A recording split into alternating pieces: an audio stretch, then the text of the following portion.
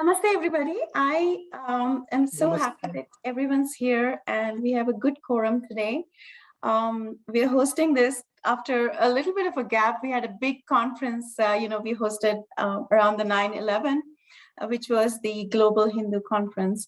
And today is a pretty exciting topic, actually, because it's not just an educational topic, but something that is very important from a practical perspective. It's about Dharmaansh, and it's not just at a concept level, but Dr. Omendra Ratnu, along with some of the leaders in our community, Hindu community, have been working on this idea of the Dharmaansh Foundation.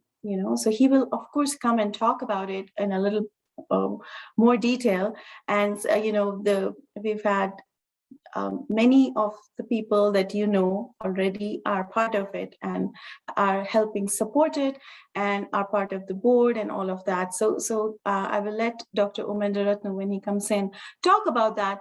But I think from a historical point of view, it is an important point just to visit some of the things that that changed our society. I mean, Indian civilization or the Hindu civilization is the oldest living civilization in the world.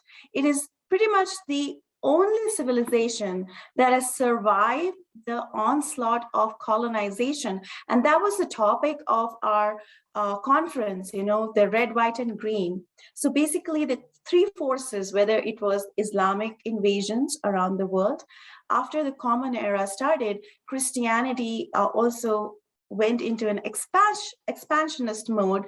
And if you see the world, when Marxism dawned, it also impacted some of the expansionism. So if you see around the world, if you look at the map of the world, what you see is pretty much every part of the world is covered with the red, white, and green, whether communist forces, Islamic states, or the Christendoms. So India remains the only country, major country, and of course there's Israel, which is a tiny dot in the Middle East, but that have some of the ancient civilizational aspects to them, and it is very important to preserve them.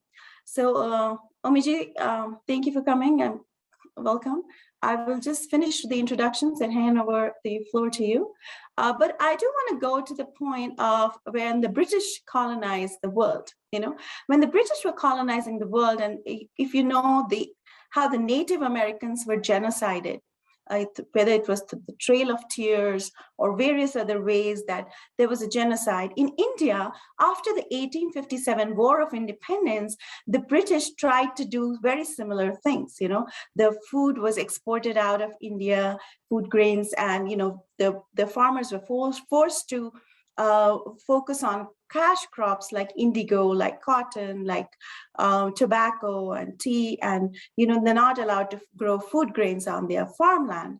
So all of that put together, not only that, and the food, when it was sent out, there were 24 famines that were literally engineered by the British during about 30 to 40 years after the 1857 War of Independence. There was a major reduction in the population.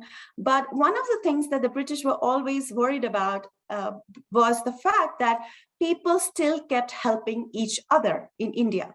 So one of the very important legal clauses they put, or acts that they implemented in India, was a Charitable Endowment Act, under which, of course, they took the temples from India, from the hands of the Hindus. So all of the funds came to them. And also they made it criminal to help or give charity to the poor. Now, that is something most of us don't know. I learned about it recently. And so there were various ways that they socially engineered the country and our populations. Of course, they played divide and rule.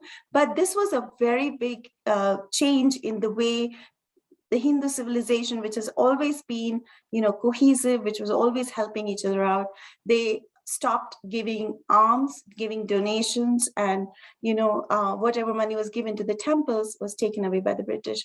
And still our temples are not free.